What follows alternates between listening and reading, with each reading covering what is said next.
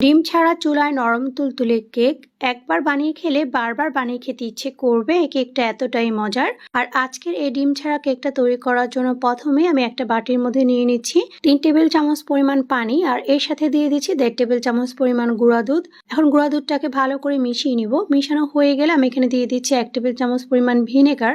আপনারা চাইলে এখানে লেবুর রসটাও ব্যবহার করতে পারবেন। এখন আমি এটাকে একপাশে রেখে দিচ্ছি আর একটা বাটির মধ্যে নিয়ে নিচ্ছি হাফ কাপ পরিমাণ সুজি। দিয়ে দিচ্ছি আমি এখানে হাফ কাপ পরিমাণ চিনি।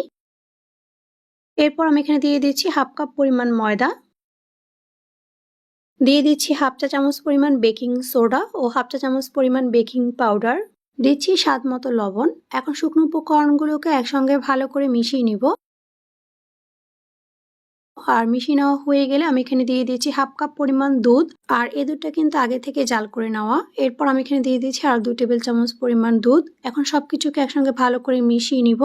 আর মিশিয়ে নেওয়ার এই পর্যায়ে আমি এখানে দিয়ে দিচ্ছি 1 চা চামচ পরিমাণ ভ্যানিলা এসেন্স। আপনাদের হাতের কাছে যদি ভ্যানিলা এসেন্স না থাকে সেক্ষেত্রে আপনারা চাইলে এখানে একটু এলাচি গুঁড়ো দিতে পারবেন। এরপর সুজিটাকে আমি রেস্টে রেখে দিব 10 মিনিটের জন্য। আর 10 মিনিট রেস্টে রেখে দিলে কিন্তু সুজিটা ভেজে নরম হয়ে যাবে।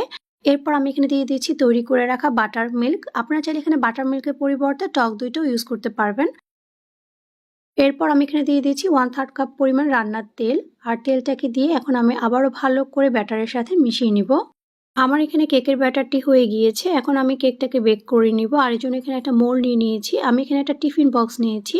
এরপর আমি এখানে একটা কাগজ কেটে মোল্ডের ভিতরে দিয়ে দিয়েছি। আর এখানে সামান্য তেল ব্রাশ করে নিয়েছি। এতে করে কেকটা খুব সহজে মোল্ড আউট করা যাবে। এখন কেকের ব্যাটারটিকে মোল্ডের মধ্যে ঢেলে নিচ্ছি। কেকের ব্যাটারটিকে ঢেলে নেওয়ার পর এখন আমি বাটিটাকে একটু ট্যাপ করে দিচ্ছি। এতে করে বাতাসটা খুব সহজে বের হয়ে যাবে।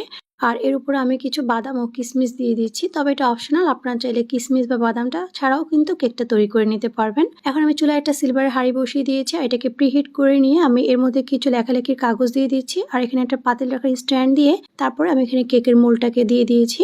আর এটাকে এখন সিলভারের ঢাকনা দিয়ে ঢেকে আমি 35 থেকে 40 মিনিটের মতো বেক করে নিব।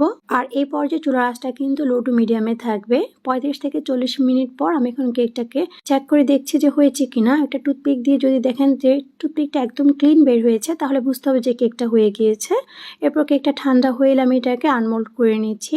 অনেকে আছেন যারা ডিম খান না, তারা কিন্তু চাইলে এইভাবে ডিম ছাড়া কেকটা বানিয়ে নিতে পারেন। এই কেকটা খেতে কিন্তু ভীষণ টেস্টি হয়। আর কাউকে বানিয়ে খাওয়ালে সে কিন্তু বুঝতেই পারবে না যে এই কেকটা ডিম ছাড়া তৈরি। দেখলেন তো কত সহজেই তৈরি হয়ে গেল ডিম ছাড়া চুলায় নরম তুলতুলে কেক, যা একবার বানিয়ে খেলে বারবার বানিয়ে খেতে ইচ্ছে করবে। আর আজকের এই সহজ ডিম ছাড়া কেক রেসিপিটি যদি আপনাদের কাছে ভালো লেগে থাকে তাহলে অবশ্যই আপনাদের ফ্রেন্ডস ও ফ্যামিলির সাথে শেয়ার করবেন। আর এরকম আরো অনেক সহজ ও মজার রেসিপি দেখার জন্য অবশ্যই পেজ ও চ্যানেলটিকে ফলো দিয়ে সাথেই থাকবেন। আজকে তাহলে এই পর্যন্তই। সবাই ভালো থাকবেন, সুস্থ থাকবেন।